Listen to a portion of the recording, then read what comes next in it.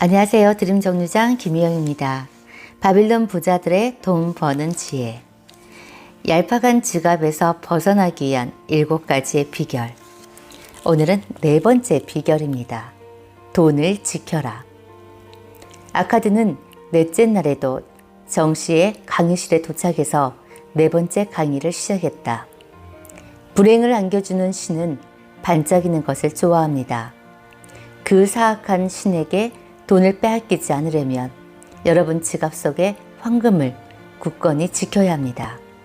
그렇지 않으면 여러분이 의식하지도 못한 사이에 그것들은 사라지고 말 것입니다. 따라서 적은 돈이라도 소중히 생각하는 마음을 가져야 합니다. 그래야 신께서 여러분에게 큰 돈을 안심하고 맡기시지 않겠습니까? 황금을 가진 사람은 유혹을 받게 마련입니다. 그럴듯한 감언이설로 여러분에게 커다란 이익을 보장해 주겠다고 유혹하는 사람들이 찾아오게 마련입니다. 친구나 친척까지도 그럴듯한 제안으로 여러분에게 투자하라고 유혹할 것입니다. 그러나 투자의 1원칙은 온금의 안정성입니다. 커다란 수익을 약속하더라도 온금이 사라진다면 무슨 소용이 있겠습니까? 그런 투자는 결코 현명한 투자가 아닙니다. 실패의 대가는 온금의 상실일 것입니다. 여러분이 힘겹게 모은 돈을 투자하기 전에 신중히 생각하고 또 생각하십시오. 온금의 안정성이 보장되는 곳을 찾으십시오. 하루라도 빨리 부자가 되겠다는 욕심 때문에, 남들보다 빨리 부자가 되겠다는 조급함 때문에 실패의 좌절에 빠져들지 않도록 조심하십시오. 누군가에게 돈을 빌려주기 전에 그 사람의 능력과 됨됨이를 따져 보십시오. 어떤 사업에 투자하기 전에 그 사업의 위험성을 따져 보십시오. 나는 첫 투자에서 처절한 실패를 맛보았습니다. 페니키아로 여행을 떠나는 벽돌 상인 아즈무르에게 1년 동안 힘겹게 모은 돈을 맡기며 희귀한 보석을 사달라고 했습니다. 우리는 그 보석을 팔아 남은 이익을 절반씩 나눠 갖기로 했습니다. 그러나 페키니아 사람들은 사기꾼들이었습니다. 아즈무르에게 싸구려 유리 조각을 희귀한 보석인 양 팔았던 것입니다. 결국 첫 투자는 비극으로 끝나고 말았습니다. 하지만 나는 그것에서 아주 소중한 교훈을 얻었습니다. 벽돌 상인에게 보석을 사달라고 부탁하다니 이 얼마나 어리석은 짓이었습니까? 그 실패에서 내가 어떤 교훈을 얻었을까요? 그 교훈은 이렇게 정리해 볼 수 있습니다.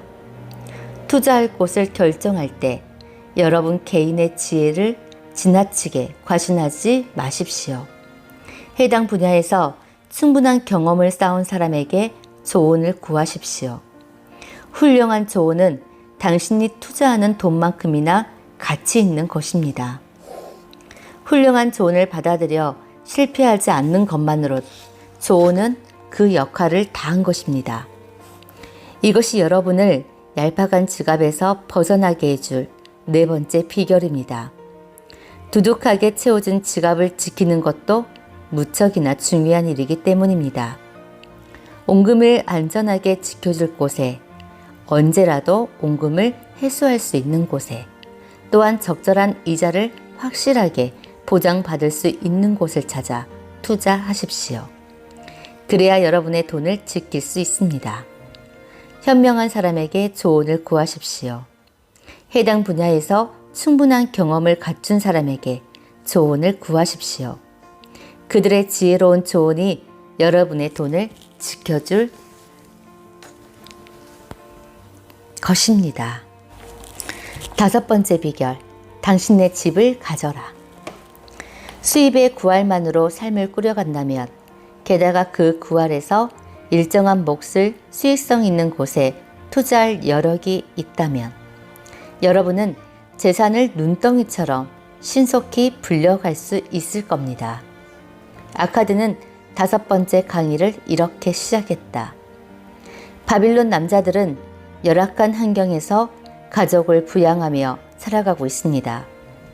비싼 임대료를 집주인에게 지불하지만 여자의 가슴을 따뜻하게 해주는 하초를 키울 공간조차 아내에게 허락할 수 없는 비좁은 오두막일 뿐입니다. 그 때문에 아이들은 먼지가 풀썩대는 길에서 노는 수밖에 없습니다.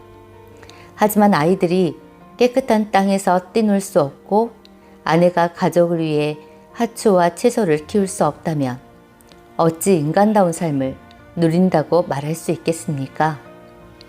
내 무화과 나무에서 자라는 달콤한 열매를 따먹을 수 있다면, 내가 키운 포도나무에서 새콤한 포도를 따먹을 수 있다면 얼마나 풍요로운 삶이겠습니까? 내 집과 내 집터, 이처럼 나만의 공간을 가질 수 있다면 뿌듯한 자부심과 자신감이 저절로 생길 것이고 어떤 일을 하더라도 최선을 다할 수 있을 겁니다. 따라서 나는 여러분에게 이렇게 조언해주고 싶습니다. 여러분과 여러분의 가족을 안전하게 지켜줄 집을 마련하십시오. 위대한 사르곤 왕께서 바빌론의 성곽을 얼마나 많이 넓혀 놓았습니까? 바빌론 내에는 아직도 개간되지 않는 땅이 얼마든지 있습니다. 또한 합리적인 가격으로 사들일 수 있는 땅이 얼마든지 있습니다. 집과 땅을 사들일 돈이 없다고요? 물론 한 푼의 돈도 없다면 곤란하겠지만 여러분이 가족을 위한 공간을 마련한다는데 필요한 액수의 적절한 몫을 준비해 두고 있다면 어떤 대금업자라도 부족한 돈을 기꺼이 빌려줄 것입니다. 집이 완성된 후에 집주인에게 지불하던 집세 정도를 대금업자에게 지불한다면 오랜 세월이 지나지 않아 여러분은 모든 빚을 청산하고 어엿한 집주인이 될 수 있습니다. 그때부터 재산세만 납부한다면 여러분은 상당한 재산가가 되는 것입니다. 여러분은 물론이고 가족들이 얼마나 기뻐하겠습니까? 여러분의 내일을 빨기 위해 강가로 나갈 때마다 여러분의 아내는 양가죽 부대에 물을 가득 채워와 하초와 채소에 뿌려주는 즐거움을 누릴 수 있을 것입니다. 자기 집을 가진 사람은 여러모로 이익이 많습니다. 무엇보다 여러분의 허리를 휘게 만들던 임대료에서 벗어날 수 있어 생활비가 줄어들 것입니다. 그러면서도 훨씬 풍요로운 삶을 누릴 수 있을 것입니다. 당신만의 집을 가지십시오. 이것이 얄팍한 지갑에서 벗어날 수 있는 5번째 비결입니다. 6번째 비결, 미래의 수입원을 찾아라. 다음 날에도 아카드의 6번째 강의는 어김없이 시작되었다. 모든 사람은 갓난아기로 태어나 늙어서 죽게 마련입니다. 삶의 행로는 그런 것입니다. 신께서 그를 천국으로 일찍 부르지 않는 한 어떤 사람도 이 운명에서 벗어날 수 없습니다. 따라서 사람이라면 더 이상 일하지 못할 때를 대비해서 적절한 수입원을 마련해둘 의무가 있다고 생각합니다. 또한 갑자기 가족의 곁을 떠나게 될 때 남은 가족이 편안하고 안락하게 살 수 있도록 대비해두는 것도 마땅한 의무라고 생각합니다. 시간이 흘러 여러분이 육체적으로나 정신적으로 예전보다 못할 때도 여러분의 지갑을 두둑하게 유지하고 싶다면 이 교훈을 잊지 마십시오. 부자가 되는 법칙을 깨우쳐서 먹고 살기에 충분한 돈을 벌어들이는 사람이라도 미래를 생각해야만 합니다. 늙은 후에도 안락한 삶을 보장해 줄 수 있는 확실한 투자 계획을 세워야 합니다. 그래야 지혜로운 사람이 아니겠습니까? 미래를 위한 안정장치로는 여러 가지 방법이 있습니다. 아무도 모르는 곳에 비밀리에 재산을 묻어둘 수는 있겠지만 만에 하나라도 그곳이 발각된다면 도둑의 전리품이 되고 말 것입니다. 따라서 나는 이 방법을 권하고 싶지는 않습니다. 또한 집을 사거나 땅을 사두는 방법도 있을 것입니다. 미래의 효용성이나 가치를 올바로 판단해서 제대로 선택한다면 그 가치를 그대로 유지하면서 일정한 수입을 보장받을 수도 있고 적절한 값에 대팔 수도 있을 것입니다. 약간의 돈을 대금업자에게 빌려주고 그 액수를 조금씩 불려가는 방법도 있습니다. 대금업자가 지급하던 이자는 온금에 덧붙여지기 때문입니다. 안산이라는 한 신발 상인이 있었습니다. 안산은 8년 동안 매주 은하 2개를 대금업자에게 맡겼습니다. 안산은 최근에 그 돈을 찾았습니다. 얼마나 되었을까요? 안산은 예상치 못한 엄청난 돈을 돌려받았습니다. 4년마다 2할 5푼의 이자가 붙었던 까닭에 처음에 2개의 은하로 시작했던 것이 1040개의 은하로 불어나 있었습니다. 만약 안산이 그 돈을 다시 12년 동안 대금업자에게 맡긴다면, 그리고 예전처럼 매주 은하 2개씩을 정기적으로 맡긴다면 그 결과가 어떻게 될까요? 내가 대략 계산해 본 바에 따르면 무려 4,000개의 은하가 됩니다. 이 정도라면 여생을 편안히 지낼 만한 돈이 아닐까요? 정기적으로 적은 돈을 투자하는 것도 놀라운 수익을 보장해 줍니다. 지금 먹고 살기도 힘든데 미래를 위해 투자할 돈이 어디 있느냐고 불평하지 마십시오. 작게 시작하십시오. 첫날 말한 대로 여러분의 수입에서 10분의 1을 따로 떼어두더라도 삶을 살아가는 데는 커다란 차이가 없습니다. 그러나 그 10분의 1은 여러분의 노년을 행복하게 만들어줄 씨앗이 될 것입니다. 아주 중요한 부분이기 때문에 좀 더 말씀드려야 되겠습니다. 나는 미래의 언젠가는 아주 합리적인 제도가 생기리라 생각합니다. 가령 이런 것들입니다. 많은 사람이 하나의 친목단체와 비슷한 것을 만들어 죽음 이후를 대비하는 것입니다. 회원들이 매달 정기적으로 약간의 돈을 각출해서 모아두고 어떤 회원이 갑작스레 세상을 떠나게 될 때 그 가족에게 상당한 액수의 목돈을 보장해주는 방법입니다. 내 생각에 이것은 무척이나 바람직한 방법입니다만 아직은 시기상조인 듯합니다. 이 방법을 운영하자면 미리 준비해야 할 것이 많기 때문입니다. 무엇보다 이 방법을 운영하는 단체가 왕의 옥자처럼 안정되고 견실해야 하기 때문입니다. 하지만 언젠가 이 방법이 제도화될 때가 오리라 믿습니다. 그때가 되면 모든 사람에게 커다란 축복이 될 것입니다. 적은 돈이 모여서 세상을 떠난 회원의 가족에게 안락한 미래를 보장해주는 넉넉한 돈을 마련해 줄 수 있다고 생각해 보십시오.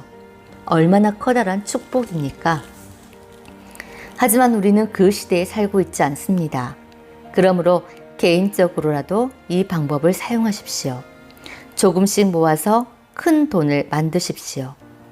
노동 능력을 상실한 사람에게, 가장을 잃은 가족에게 남은 것이 얄팍한 지갑뿐이라면 그야말로 비극이 아니겠습니까? 얄팍한 지갑에서 벗어날 수 있는 6번째 비결이 바로 이것입니다. 노후를 미리 준비하십시오. 여러분 가족의 안락한 삶을 위해서라도 미리 준비하십시오. 7번째 비결, 돈 버는 능력을 키워라. 오늘은 얄팍한 지갑에서 여러분을 벗어나게 해줄 가장 중요한 비결을 말씀드리려 합니다. 하지만 오늘 강의는 돈에 대한 것이 아닙니다. 여러분의 마음가짐에 대한 것입니다. 내 앞에 각양각색의 옷을 입고 있는 여러분에 대해서 말씀드리려 합니다. 여러분의 성공을 결정짓는 것은 황금의 양이 아닙니다. 여러분의 마음가짐이며 세상을 살아가는 방식입니다. 아카드는 7번째 강의, 즉 마지막 강의를 이렇게 의미심장한 말로 시작했다. 얼마 전에 한 젊은 친구가 내게 돈을 빌리러 왔습니다. 나는 그 친구에게 돈이 필요한 이유를 물었습니다. 그 친구의 대답이 걸작이더군요. 이마에 땀이 쏟도록 열심히 일하지만 봉급만으로는 지출을 감당하기에 턱없이 부족하다는 것이었습니다. 솔직히 말해서 대금업자에게 그런 사람은 반갑지 않는 손님입니다. 항상 돈이 부족해서 쩔쩔매는 사람을 어떻게 믿을 수 있겠습니까? 그런 사람이 내게 빌린 돈을 어떻게 되갚을 수 있겠습니까? 그래서 나는 그 젊은 친구에게 이렇게 물었습니다. 젊은이, 결국 자네는 돈 많은 돈을 벌고 싶은 게로구나. 젊은이, 결국 자네는 더 많은 돈을 벌고 싶은 게로구먼. 그렇다면 자네는 돈 버는 능력을 키우기 위해서 어떤 노력을 하고 있나? 젊은 친구는 이렇게 대답하더군요. 할 수 있는 일은 다 하고 있습니다. 지난 한 달 동안 6번씩이나 주인을 찾아가 월급을 올려달라고 졸라댔지만 번번이 거절당했습니다. 아마 저처럼 끈질기게 졸라댄 사람도 없을 것입니다. 나는 그 친구의 순진한 생각에 웃을 수밖에 없었습니다. 하지만 그 친구에게는 뜨거운 열망이 있었습니다. 방법이 잘못됐기는 했지만 돈을 더 벌겠다는 열망은 칭찬받아 마땅한 열망입니다. 그렇습니다. 여러분의 수입을 늘리기 위해서는 그런 열망이 반드시 필요합니다. 그리고 성취에 앞서 꿈이 있어야 합니다. 어떤 시련이 닥쳐도 흔들리지 않는 꿈이 있어야 합니다. 분명한 꿈이 있어야 합니다. 두루뭉술한 꿈은 허망한 열망일 뿐입니다. 막연히 부자가 되고 싶다는 꿈은 헛된 망상일 뿐입니다.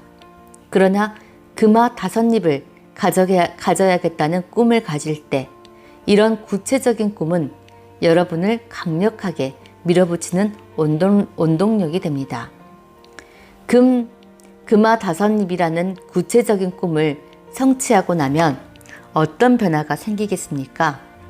그 사람은 금화 5입을 벌어들일 수 있는 방법을 터득할 것입니다. 그 방법으로 아니면 비슷한 방법으로 금화 10입을 벌어들이지 못하겠습니까? 나중에는 20입, 먼 훗날에는 1000입의 금화를 벌어들이는 방법을 조금씩 깨달아 갈 것입니다. 그리고 부자가 될 것입니다. 이처럼 조그맣지만 구체적인 꿈을 시작하십시오. 작은 꿈을 성취하는 방법부터 착실히 배우십시오. 큰 돈을 벌어들이는 데 필요한 방법을 배우기 위한 절차라 생각하십시오. 부자는 하루아침에 되는 것이 아닙니다. 재산은 하루아침에 쌓이는 것이 아닙니다. 과정이 필요합니다. 처음에는 작은 돈이 나중에 큰 돈이 되듯이 여러분도 하나씩 배우면서 능력을 키워가야 합니다. 또한 꿈은 소박하고 구체적이어야 합니다. 꿈이 지나치게 크다면 도저히 여러분의 능력으로 감당해내기 힘든 꿈이라면 그 꿈은 좌절로 끝나기 십상입니다. 무엇보다 여러분이 종사하고 있는 일에 최선을 다하십시오.